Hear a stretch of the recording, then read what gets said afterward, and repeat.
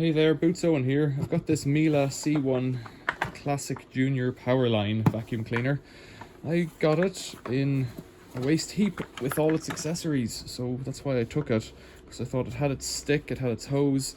It looks like it's been bumped or not reassembled correctly down here, but it's fairly clean. It has a clean bag, it has Miele filters in a Miele bag. You know, they've not wrecked it.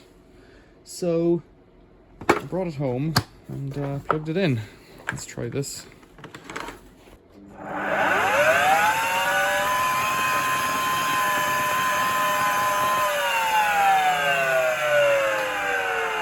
So you heard there, it sounds bad, first of all, and then it sounds kind of popping. Kind of like pop, pop, pop, pop, pop, pop is what I would say. So what can I do to get into it? Well, I can first see a couple of screws up here, and then I can see screws down around here. So I'll get this door hinge off first and work from there. So it's T20. I'm doing it by hand because I don't think I can get the drill in here. So what I think is it's carbon brushes, and they're either wrecked or the motor's wrecked or it's been on fire or something. Dud motor. I don't know that it's very old. And even if it is very old, I don't know that it's been used much. So I'd just like to have a look at it, and if I think I can fix it, I will, because I like these Miele vacuum cleaners. Although I have a Miele cat dog inside. This one looks a bit kind of lighter duty, but I'm only a domestic user anyways, so it makes no difference. And regardless, the parts that it has with it would do my machine. So does this lift off? Almost. This piece here almost lifts off, but the buttons seem to be stopping it. So, right, tricky. So it's held on with the two screws on top, but also with these clips here. And those clips, you just have to push in. Is it push in or pull back, actually? I think I might have been pushing them in, but you really need to pull them back somehow. How would you even do that? Oh, yes, okay, so you reach in, this is what I was doing. So you reach in here, there's a little tiny step down in there. You reach in there and push that. And I don't know if you can see, but it's pushing this clip back. That's how you do it. One little screw and then it flips up. Wow, okay, so that's a clever-ish design. That's your spring back for the cable, and that's your on-off switch. And then there's a little hex key here in the center that drives the volume up or down. Take that off, and then reach in here. There's another Torx screw.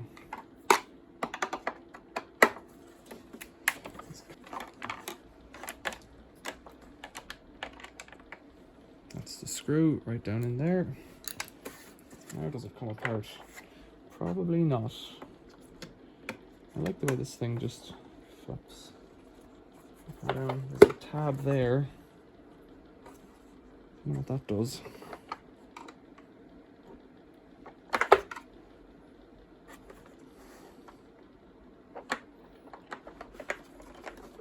So for sure, it didn't just want to fall apart when I started earlier. Maybe. Screwdriver action seems to be. This folds up, this white thing, and the whole top should slide out around it by the looks of it, but it doesn't. It seems to be snapped on something that I can't. Oh, that's very loud. Right, I just put my hand straight in there and pulled it right up.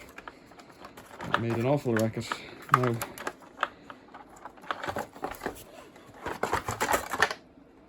right, the bottom has come off.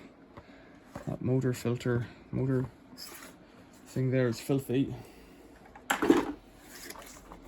So maybe you're meant to take it off upside down.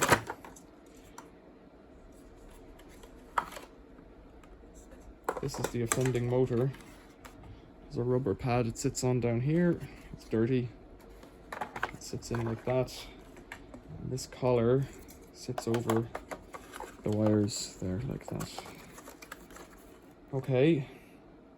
It has 4 leads going to it, which makes me presume that there's 2 for an overheating sensor and 2 for the power going to it. So let's lift off this collar again. This disconnect this fellow if I can, yeah. And that's the motor. And of course, I don't have a spare. Just looking at it, I'm pretty sure. Does it have brushes? I can hear them.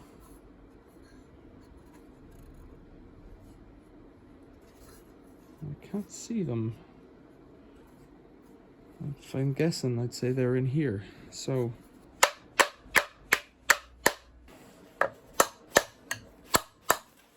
this is a lot easier than Henry's. I've done Henry's before and they're tricky by comparison.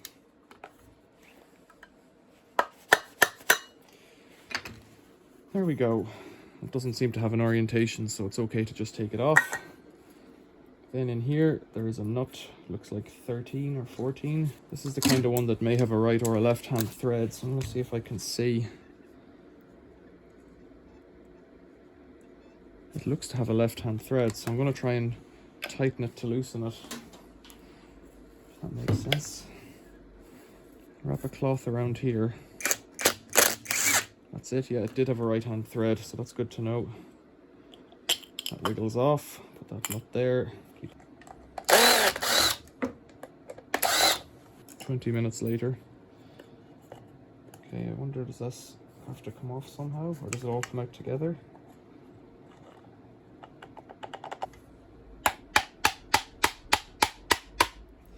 That's the back bearing with me. There is brush holders here and a really ratty commutator ring, so now how am I going to get this out? What is it even stuck on? I think it's stuck on the brushes. Right, there we go. Positive. So, that one's okay. That one's okay. They're all a bit charred and burnt.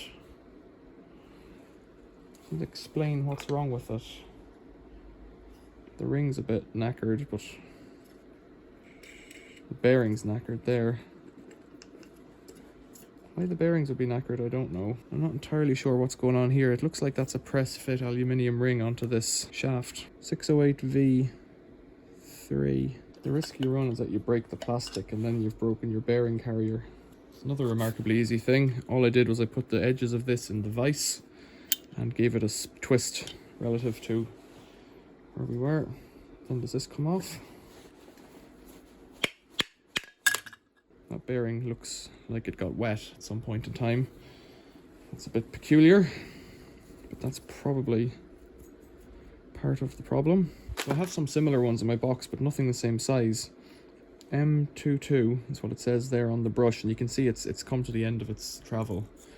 Now it probably was to there, but it wouldn't have been pushing hard enough on the commutator perhaps.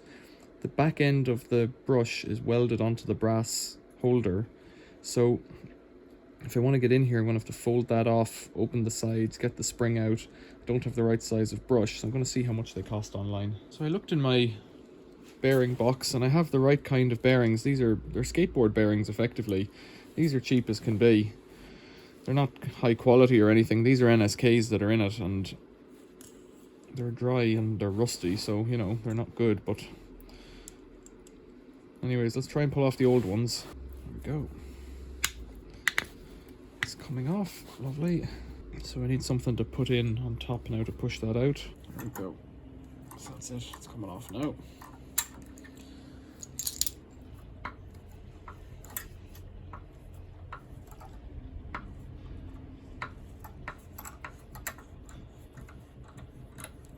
That's it.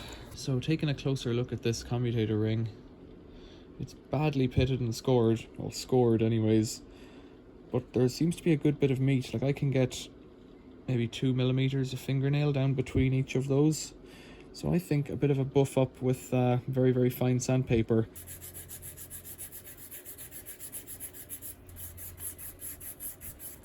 So I haven't gotten all of the little scores out of it, but it's pretty smooth compared to what it was, and there's a gap, a distinct gap between each one.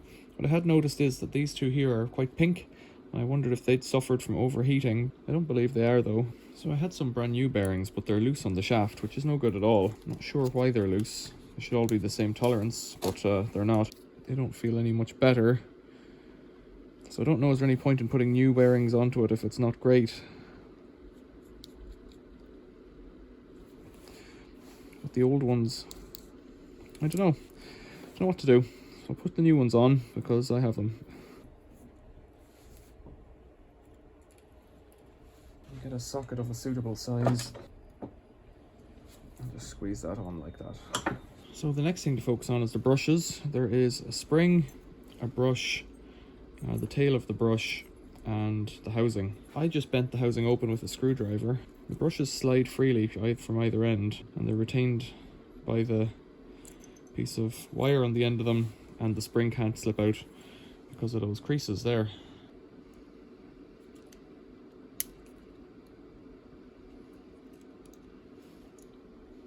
Pulling these sides out of the way.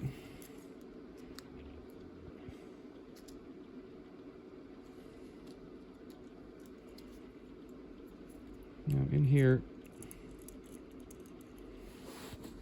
the brush wire is connected, welded onto that back end. And when I release it, it comes out there. And there's the spring, quite a big spring, substantial spring. So I need some other brushes that'll fit. These ones also look pretty promising. They're good, they have a lot of length in them. My preference is to reuse brushes that are used, if that makes sense.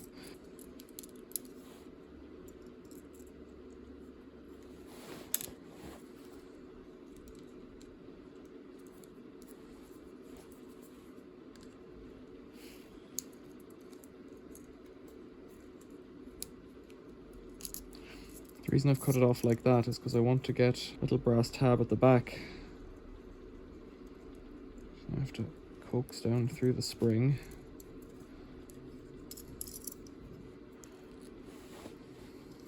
Let it out the other end. That gives me a good brush. Let's do that again.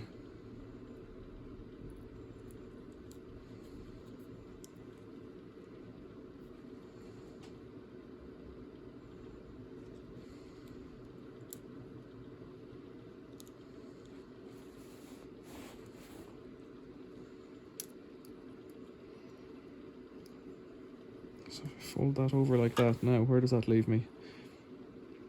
So I should be able to push this in here. Just need to hold the end so it doesn't flip off. Because the brush is longer, the spring will be more difficult to compress. But it does have to go in here, so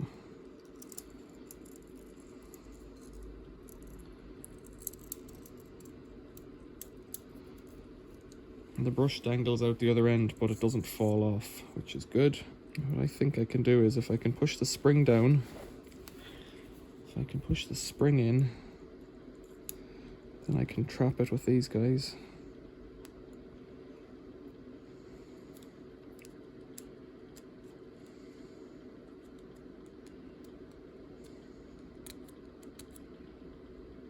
Like that.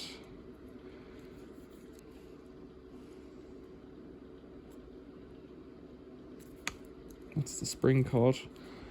Then if I could pick this fellow out, catch it on there, and just stove it over like that. So I gave it a squeeze in the vise, but it was still loose, so now I've just pinched it in, and it's acting under the spring action of this end piece here. So I've put it into the groove for the spring instead this time. I just need to fold them in, so in case the spring was to pop out or something later on, it wouldn't be able to. Better detail, I think. See if I can replicate that on this end. Episode of Cobble It Together. Okay, should put it all back together somehow now. There's a lot of rust in there. There's a spring washer down in the bottom that needs to be there. Let's fit this guy here.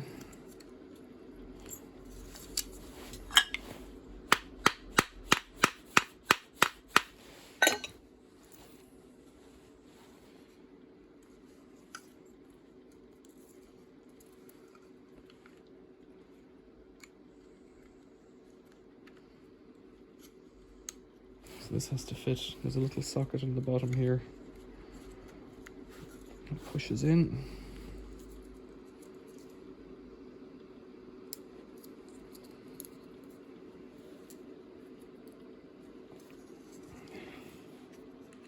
See, that's that pin here. Has to go into a socket.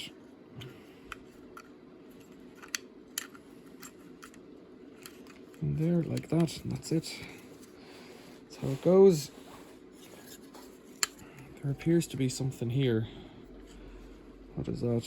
It's led to these wirings. I can't see. Can I see what it is? I'd like to see what it is.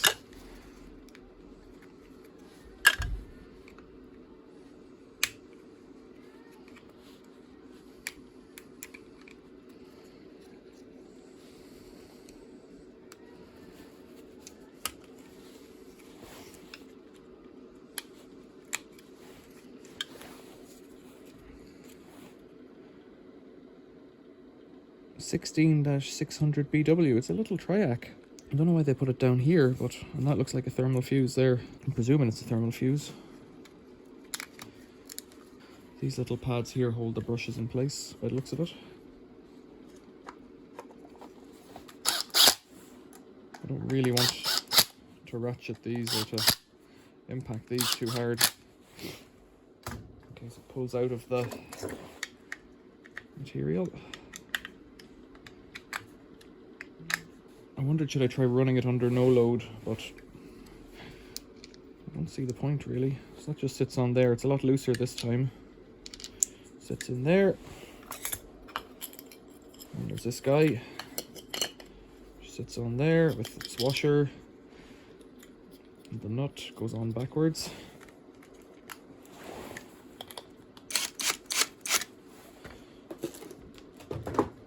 So I'm using the cloth to kind of jam it up and hold it, grip it.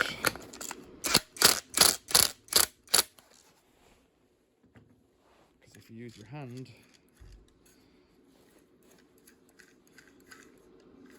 I think it goes this way.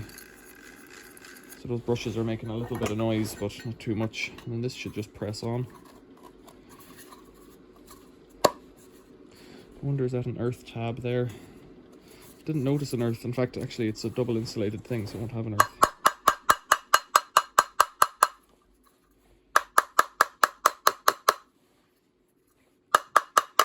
Before, there's an MRG 136-42/2 6215491-136 230 volt Miele motor. I think we're time to go back together then. So by some miracle, it all went back together and I lost the footage. I've put the screws back in. It wasn't complicated. It just snaps straight back on if everything's lined up. You have to have the motor aligned correctly to get it in, and that's pretty straightforward to do. It's the way it came out. Check back to the video. The power connector lines up to the bottom, where the plug end of the vacuum cleaner is. Lines up pretty square, and then it all pushes back together. For some reason, the camera wasn't on.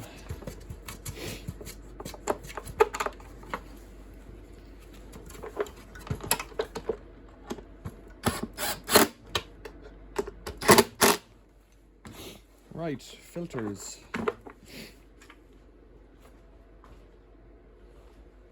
It's a little bit dirty in here, so I'll just give it a quick wipe. It goes in, up. Little tabs for them to line up in there. That snaps in. That shuts like that. Okay. Carbon filter, charcoal filter. Damp, clean. That, very good. Okay, dust bag, including dust. I shouldn't really have popped that off the way I did, but it'll go. Okay, dust bag, filters, closed. Parts left over, none. Let's see if it works. Let's start it off on min.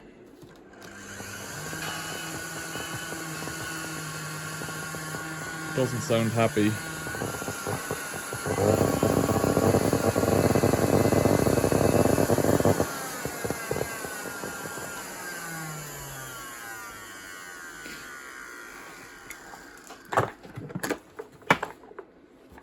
So what I think I'm going to do is run it outside without a load for a while, without any filters on it. Well, actually, I'll leave the pre-motor filter on. Let's just try it like that. That's not good.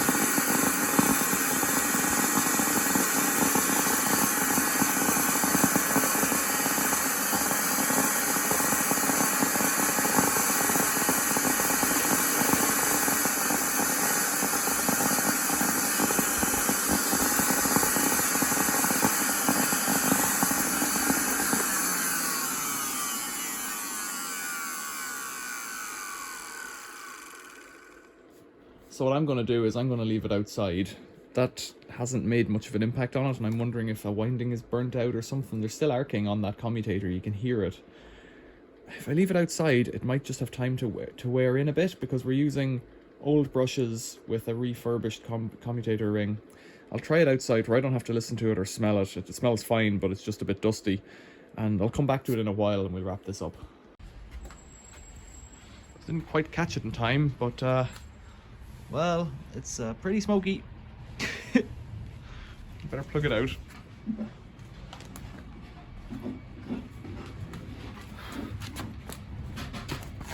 So it's plugged out now. It ran okay for a while, but then it looks like it's backfired a load of dust. Whew, that stinks. So I won't get that hour of my life back, but I'm not really too fussed about it. I think I can use some of the parts, like the bag and stuff, in my other vacuum cleaner. And that carbon filter probably as well. It seemed to be in good condition. It's a shame. I've wasted some time. I've learned a little bit, but I don't know. It could have had a burnt out winding already or something. I'm making that up, but there we go. There's the model number, SBAD1. Stinky. I'll just recycle this with the e-waste. Keep the cable for something else. Questions or comments, leave them below. Thanks for watching. See you later.